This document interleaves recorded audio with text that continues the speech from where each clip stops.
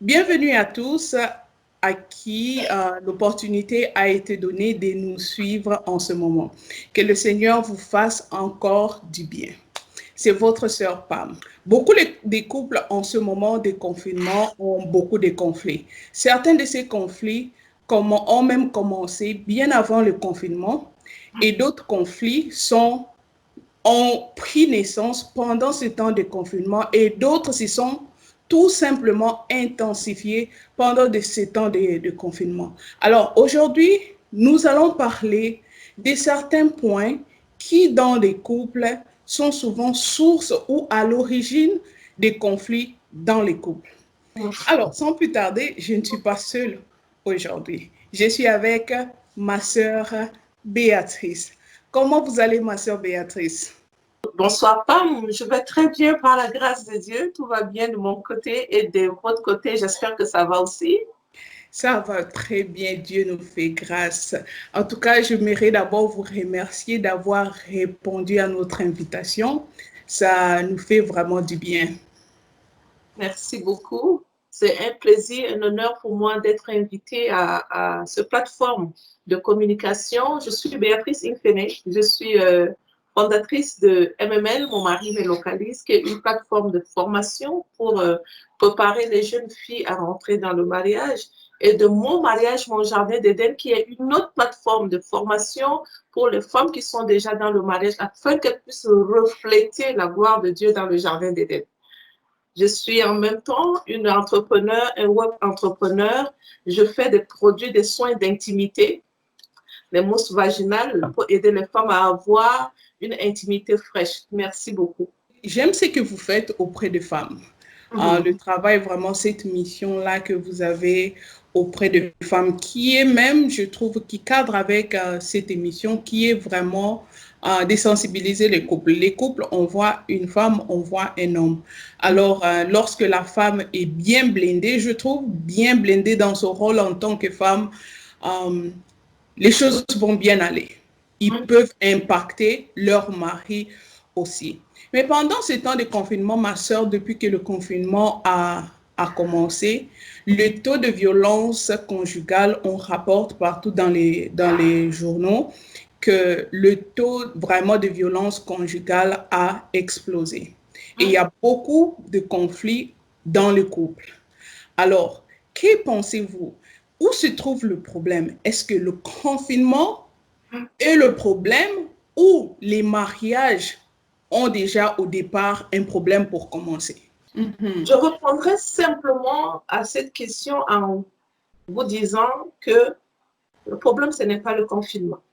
Le confinement est venu trouver le problème de base, la fondation du mariage dans beaucoup de couples qui ne sont pas fondés en fait sur le roc qui est Christ, parce que le mariage, c'est une institution divine. Amen. Et cette institution, elle est très menacée, très, très menacée.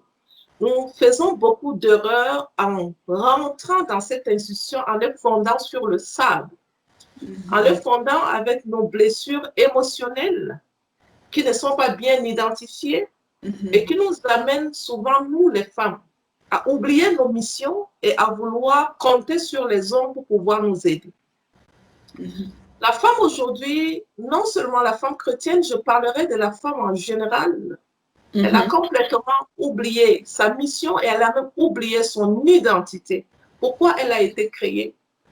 Elle a été créée comme une aide parce que l'homme était malheureux dans le jardin d'Éden. Je vais repartir un peu à l'origine du mariage. Pourquoi l'instituteur du mariage a voulu créer le mariage? Il avait vu l'homme n'était pas heureux. Lorsqu'il lui avait amené tous les animaux, il a nommé tous les animaux, mais il s'est retrouvé seul. Et du coup, l'instituteur du mariage, notre créateur avait vu en même temps, l'homme n'était pas heureux. Et il lui fallait une personne qui va le rendre heureux. C'est pour ça qu'il dit, l'homme qui a trouvé la femme a trouvé le bonheur. Et c'est une grâce qu'il obtient de l'Éternel. Quand on dit c'est une grâce que tu obtiens de l'Éternel, si tu l'as obtenue d'ailleurs, automatiquement, ça ne devient plus pour toi une grâce. Une grâce que tu obtiens de l'Éternel. La femme que tu as trouvée a trouvé le bonheur. Il dit, Je crée la femme pour qu'elle soit une aide pour l'homme. Aujourd'hui, je te dirais avec mon expérience, 80% de mariages sont fondés sur la femme, elle est en train de chercher le bonheur. À seule, elle n'est pas heureuse et elle cherche le bonheur plutôt chez l'homme. Dieu, lui, il dit, l'homme qui trouve la femme a trouvé le bonheur. La femme, elle attend que ce soit l'homme qui ait son bonheur et elle attend que c'est l'homme qui soit son aide. On a déformé l'originalité de la pensée de Dieu en ce qui concerne l'institution. Et c'est ça qui est la base du problème. Tant qu'une femme ne revient pas à son originalité, que c'est moi qui suis créée pour être une aide pour l'homme, elle va attendre l'aide de l'homme. Elle ne reçoit pas cette aide de l'homme. Et on se retrouve dans la maison confinée. C'est la femme qui est en train de faire tout en imaginant que l'homme va lui venir en aide. N'attends pas de l'aide de l'homme. Sois une femme qui est en mission. Soit une femme qui est sous l'autorité de l'homme, soit une femme qui est en mission à côté de l'homme. Mais par contre, le Saint-Esprit de Dieu peut amener l'homme à aider sa femme. Si c'est une femme qui marche dans la soumission, Amen. Là, sa faiblesse va déclencher la puissance de Dieu dans le mariage. Amen. Et quand Dieu rentre dans son institution, tout devient calme. Et l'homme est calme. Dans cette maison, nous allons trouver la paix. Et le confinement deviendra pour nous une havre de paix. Et on ne va même plus vouloir commencer le travail. Dans ma maison, le confinement est devenu une havre de paix. Amen. Et j'aimerais que le confinement continue. Moi aussi. Wow. Nous avons nos maris à côté de nous. Mais il ne faut pas se plaindre. C'est comme je viens d'expliquer, il ne faut pas se plaindre pour que l'ennemi ne puisse pas trouver son point, son repos dans nos maisons. Il ne faut pas se plaindre. Ne vous plaignez pas des uns des autres. Accomplissons juste la parole. Je sais que ce n'est pas facile, mais la chance que nous avons, c'est la puissance de Dieu qui s'accomplit dans notre faiblesse. Amen, amen, ma sœur. Waouh, ça c'est vraiment excellent. Mais en tant que conjoint, si on veut au moins résumer pour ceux qui nous suivent, en tant que deux conjoints, basés sur votre expérience, quels sont les aspects de la vie conjugale qui semblent souvent être négligés entre les deux conjoints? Une très belle question. L'aspect de la vie conjugale qui est très négligé et qui est 80% du pilier de la réussite dans le mariage, c'est la sexualité. Okay. Pendant ce moment-ci, la femme, si elle ne fait pas attention, elle serait très occupée avec ses enfants. Pour celles qui ont des enfants, elle serait très occupée avec les devoirs des enfants. Elle serait très occupée avec les travaux domestiques. Elle va négliger son époux. La femme n'a pas été créée pour les enfants. Le premier ministère de la femme, c'est d'abord l'homme. Créée pour être une aide pour l'homme. Aide sur le plan sexuel, psychologique. Aide, je dirais, sur tous les plans. D'accord? Maintenant, l'homme doit aimer la femme comme Christ a aimé l'Église. Quand l'homme aime la femme comme Christ a aimé l'Église, il n'a même pas besoin de voir sa femme travailler et faire tout dans la maison. Automatiquement, l'homme qui aime sa femme, ça vient automatique. La femme n'a même pas besoin de lui dire, chérie, aide-moi. Il veille. Il veille. Ça doit être la prière d'une femme qui a compris sa mission et qui ne chiale pas dans le mariage et qui déclare chaque jour que mon mari, même comme Christ a aimé l'Église. Et cette femme est une femme qui est en train de répondre au désir de son époux. Malgré les occupations de sa maison, elle est en train de répondre au désir de son époux et ce désir, ça rend l'homme tellement heureux. Même quand il est en colère pendant ce confinement, que la femme accomplit sa mission d'épouse. Je le recommande à 100%. Et pendant ce moment de confinement, il va falloir que l'homme et la femme se comprennent pour accomplir la volonté de Dieu qui est que l'homme rende à son époux, à son épouse plutôt, c'est qui est son corps. Et que pareil pour l'épouse, qu'elle donne à son époux son corps. Ça, c'est la volonté de Dieu. Durant mes formations, j'explique aux femmes comment Dieu se réjouit de nos sexualités. Et il dit dans la parole de Dieu que ça soit seulement pour la prière. Si ce n'est pas pour la prière, soyez toujours unis. Toujours unis. L'union entre l'homme et la femme renferme beaucoup de la présence de Dieu et fait sortir l'ennemi de nos mariages. J'ai écrit un livre sur la sexualité selon le désir de Dieu. Et dans ce livre, j'explique aux femmes quelle est l'importance de la sexualité qui amène la femme à être unie à l'homme. Et cette union à travers la sexualité est la gloire de Dieu dans le mariage. Chaque fois que cette partie est négligée, Satan voit la faiblesse du mariage. Amen. Pendant ce temps de confinement, s'il y a un conseil que je peux donner au couple, ce n'est pas négliger cette partie. Wow, ça c'est intéressant, vraiment un sujet très intéressant que je trouve, ma soeur, que dans les couples, dans d'autres couples, c'est un sujet tabou.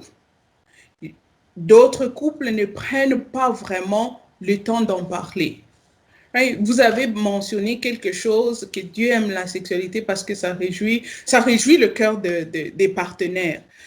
Mais dans les cas où, au niveau où les femmes qui vivent, par exemple, une insatiété sexuelle, donc dans leur couple, comment peuvent-elles aborder un tel sujet sensible avec leur partenaire, sans pour autant se sentir qu'elles vont être comprises peut-être de travers? Je conseille toujours aux femmes d'aller avec la présence de l'Esprit de Dieu en nous. D'accord? D'aller avec la présence de l'Esprit de Dieu en nous. Hommes et femmes créés à l'image de Dieu. Si c'est créé à l'image de Dieu, Dieu aime la sexualité et je dois aimer la sexualité. Il dit dans sa parole, tout ce qu'il a créé est bon. Si tout ce qu'il a créé est bon, qui suis-je pour négliger la partie que mon Créateur trouve que c'est bon? Je suis créée à l'image de Dieu. Tout ce que je fais doit honorer Dieu. Même ma sexualité doit honorer Dieu. Et ça, c'est une partie non négligeable du mariage. Femme, lorsque tu veux parler de ce genre de sujet avec ton époux, il faut absolument que la présence du Saint-Esprit te devance. Sois une coéquipière avec le Saint-Esprit de Dieu. Et qu'il doit te devancer dans toutes choses. Pour parler de la sexualité avec ton époux, c'est juste déclarer une prière très simple. Saint-Esprit de Dieu qui est mon paraclet, devance-moi dans ce sujet sensible. Touche le cœur de mon mari afin que la sexualité ne soit pas un tabou dans notre couple. Que nous soyons à l'aise pour pouvoir parler de la sexualité parce que ça réjouit le cœur de Dieu. C'est un cadeau que Dieu nous a donné et c'est un cadeau que nous devons prendre soin pour que le cœur de Dieu soit réjoui de l'œuvre de sa main. Comme il avait déclaré dans le jardin d'Éden, Dieu voyait tout ce qu'il a créé et il trouva que c'était bon. Nous sommes en plein sujet sur la sexualité pendant qu'on y est. Je sais, il y a beaucoup de discussions un peu dans un couple chrétien marié. Il y a un peu beaucoup de discussions sur ce qu'il faut faire, sur le plan de vue sexuel et ce qu'il ne faut pas faire. Basé sur votre expérience et sur la parole de Dieu, la Bible. Dans un couple chrétien, y a-t-il des restrictions sur certaines pratiques sexuelles dans le couple? Oui, il y a des restrictions sur les pratiques sexuelles. Cette question, je rencontre beaucoup de personnes qui me posent cette question. J'ai commencé par la sodomie. Commencé par la sodomie et je leur disais, sodomie vient du mot Sodome. Et Sodome a été détruite à cause de ces actes indignes qui ne glorifiaient pas Dieu. Comment dans un mariage qui glorifie Dieu, on pratique la sodomie? Et nous savons très bien qu'il a détruit toute une ville à cause de cet acte. Et le nom de la sodomie vient de cette ville. Je ne conseille pas ce genre de pratique. Si les femmes comprennent la volonté de Dieu et appliquent ce que Dieu veut dans le mariage, oh mon Dieu, quel arbre de paix. Je passais 12 années de ma vie à pleurer. J'espère que tu vas me laisser un tout petit peu un laps de temps pour que je puisse raconter. Bien sûr, Master, bien sûr. Ça va édifier une femme quelque part. Exactement. Je passais 12 années de ma vie à pleurer dans le mariage, inutilement à cause du manque de connaissances. 12 années de ma vie à faire souffrir mon époux, un homme très intelligent, un homme béni à la base, avec une destinée de gloire. Je suis rentrée dans la vie de cet homme pour le rendre heureux.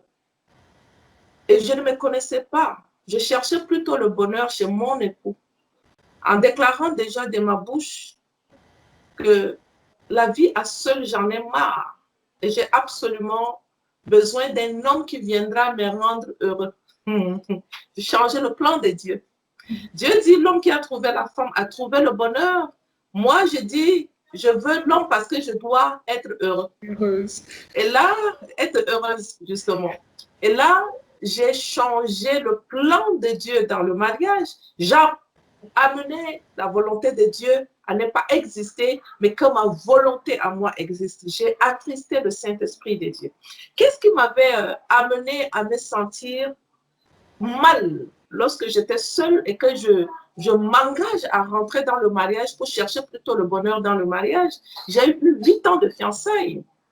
Durant mes 8 ans de fiançailles, mon ex-fiancé, il m'avait pris très jeune et c'est lui qui m'a appris à prier. Il m'a appris à jeûner.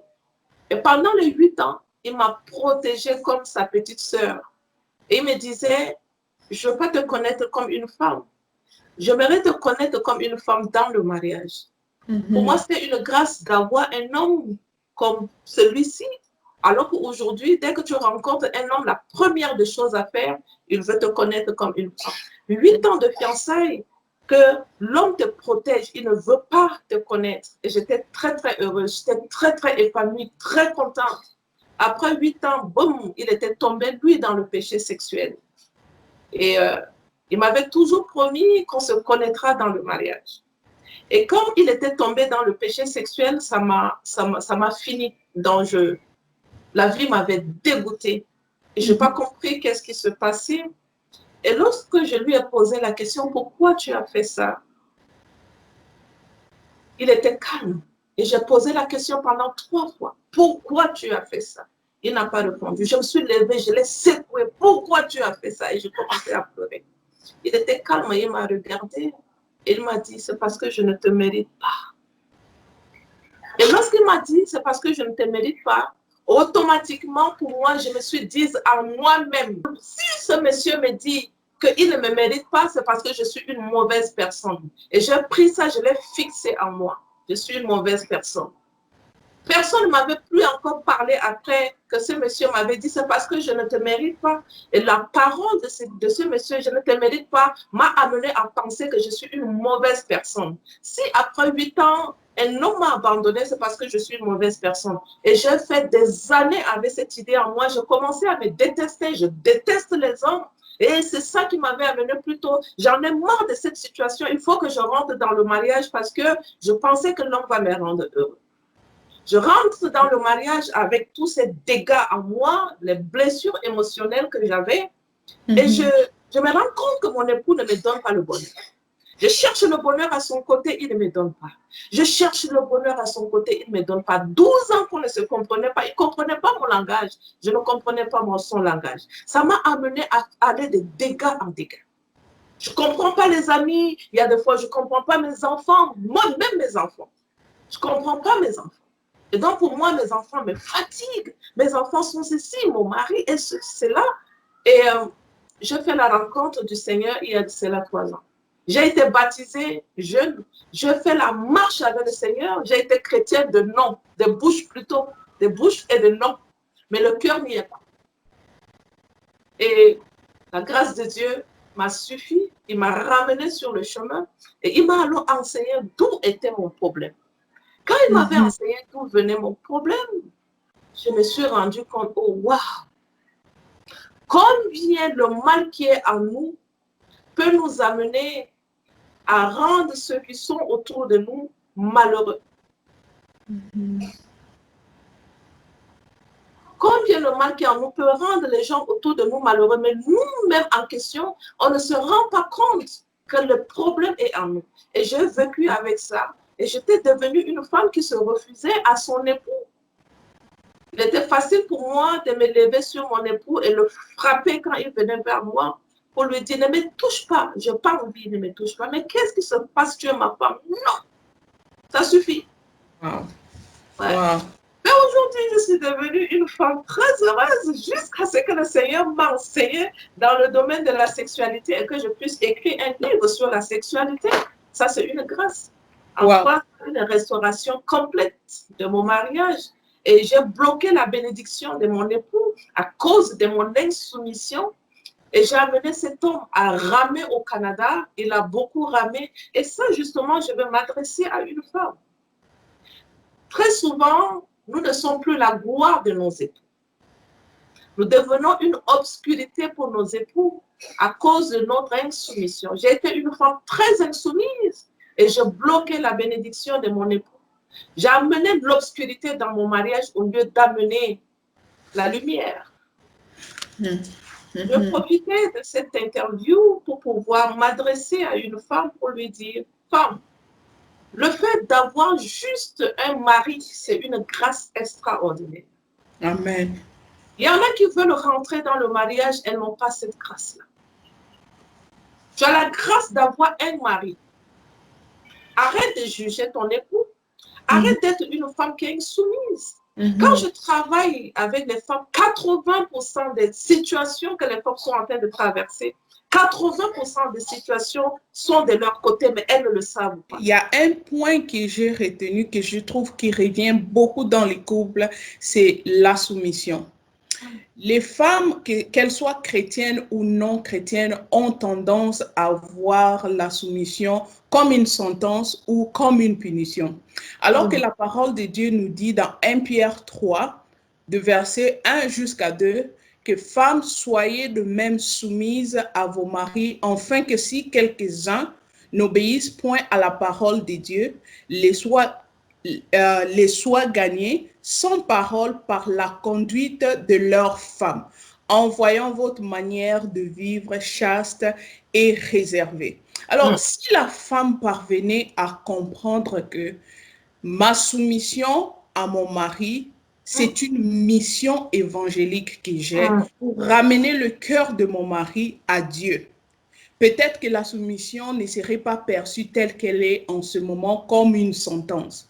Et la femme va mieux recevoir cette soumission-là en voyant qu'à chaque fois que je me soumets à mon mari, je suis en train d'accomplir une mission évangélique dans ma maison, avec mon mari et avec mes enfants. Alors, vous, avec votre expérience et à la lumière de tout ce que nous venons de dire en ce moment, quel est le rôle vraiment d'une femme chrétienne qui nous suit en ce moment peut-être, qui est toute perdue, ne sait même pas par où commencer? Quel est son rôle dans le mariage?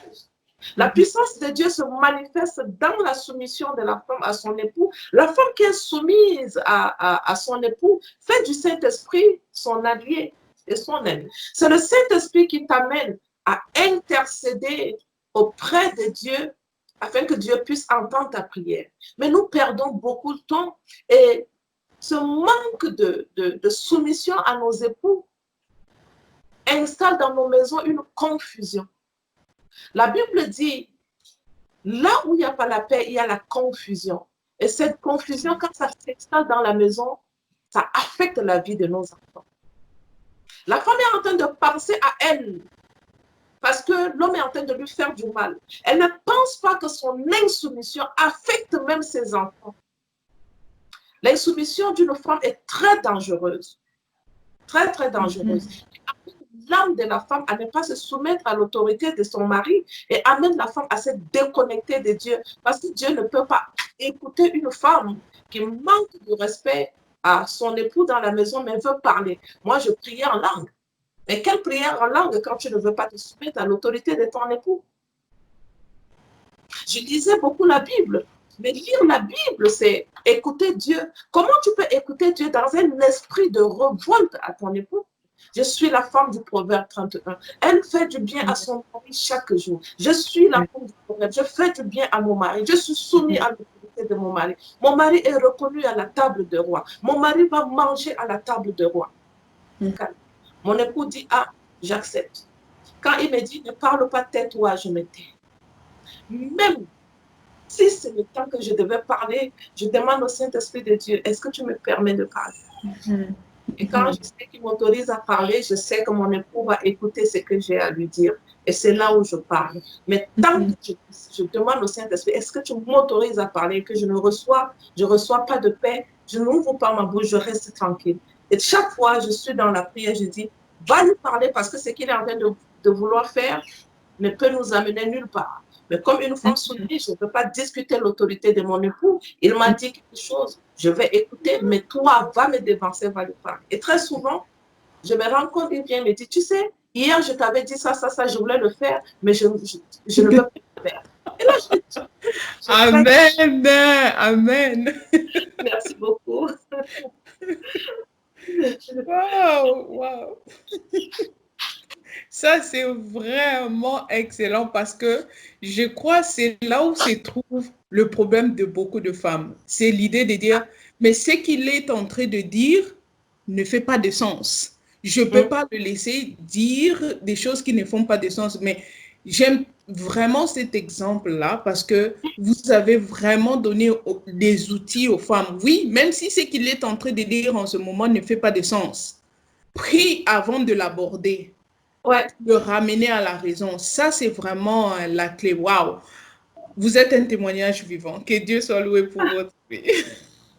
Merci beaucoup, ma sœur Béatrice. Là, nous avons abordé le sujet vraiment de la soumission pour ramener les femmes parce que j'ai compris dans votre histoire que beaucoup de conflits peuvent être résolus dans le ménage rien que par la soumission. Maintenant, l'autre aspect que nous avons abordé, c'était la vie sexuelle dans le couple. Quels conseils pouvez-vous donner aux femmes dont la vie sexuelle dans le mariage est dysfonctionnelle? Il n'y a pas de vie, ce n'est pas une vie santé. Lorsque tu associes Dieu à ta sexualité, c'est une sexualité qui est réussie. Je fais une conférence tout dernièrement sur la pornographie.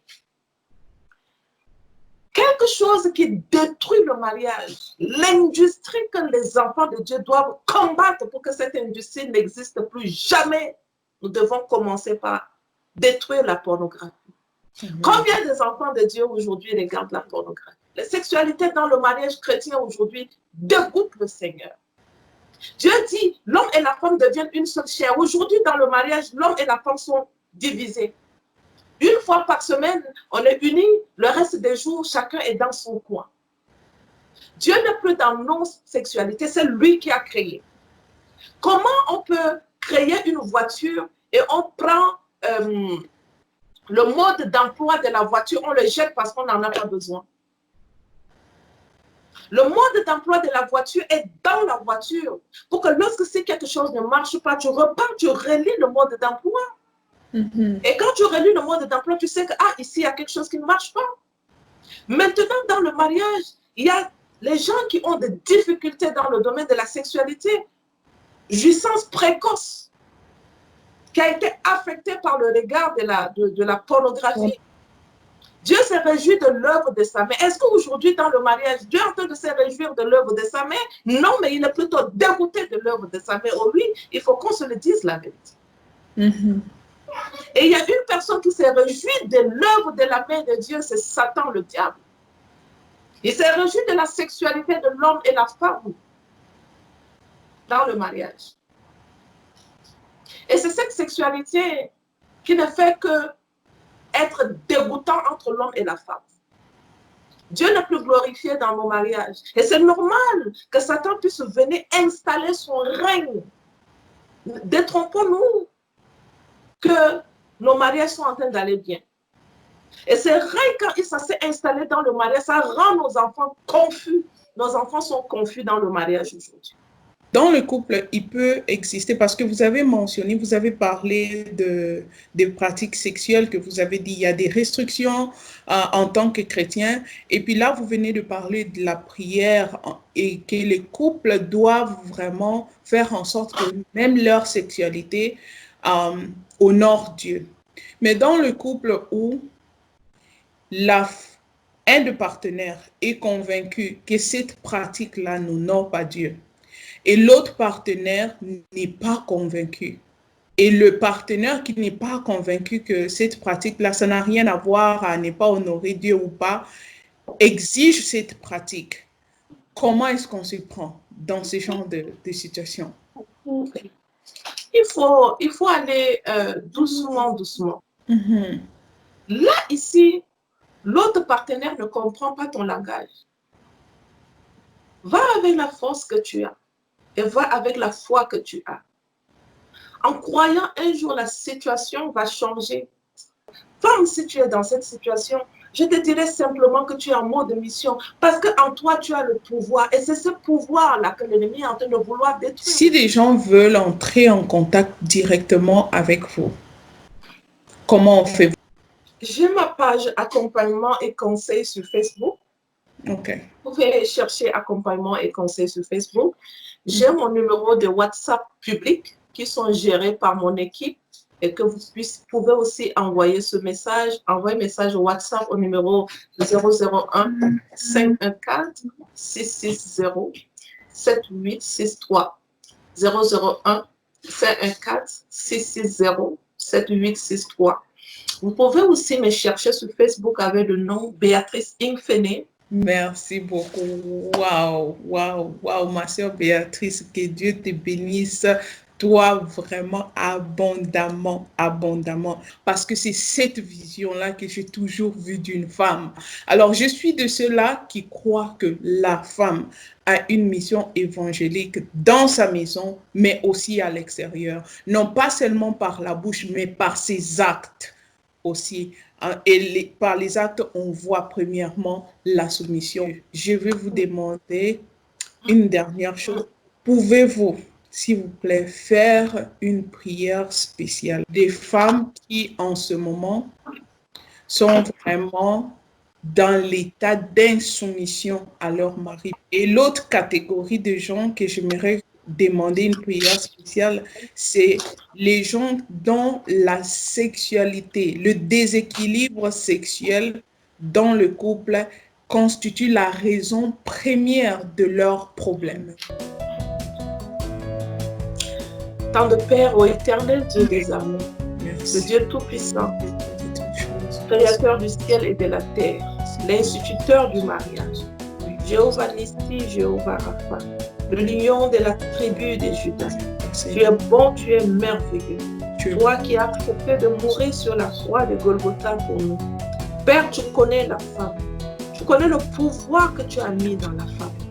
Tu as créé la femme avec ton cœur. Tu as déposé tout en elle. Et tu comptes sur elle, Père. Mais aujourd'hui, nous sommes combattus. Et nous avons lâché ta main. Nous voulons faire notre volonté. Nous vivons pour nous-mêmes, ô Père. Je viens pour te demander pardon pour mes sœurs. Je les amène devant le trône de gloire. En écoutant la voix de cette femme qui est en train de prier, Yahweh Dieu, je déclare la restauration complète de la maison. Je déclare la restauration complète de son âme tout entière. Je déclare la restauration complète de son mariage. Je déclare la paix dans sa maison. Tu nous as laissé ta paix et tu nous as dit, je m'en vais, je vous laisse ma paix, mais pas comme le monde donne. Je déclare que la paix qu'elle n'a n'est pas la paix qu'elle attend de son époux, mais la paix qui nous vient de toi. Père Tout-Puissant, accompagne-la durant cette mission. Qu'elle ne soit pas une femme qui pleure, mais qu'elle soit une femme qui déclare, qui décrète et qui fait du bien à son époux chaque jour. Je déclare que son époux s'assoit à la table des rois. Son époux mange le meilleur fruit de la terre. Sa huche est remplie à cause de son obéissance. Ses enfants, le fruit de ses entrailles sont bénis à cause de son obéissance. Sa corbeille est remplie à cause de son obéissance. Sa maison est sous la lumière du Saint-Esprit à cause de son obéissance.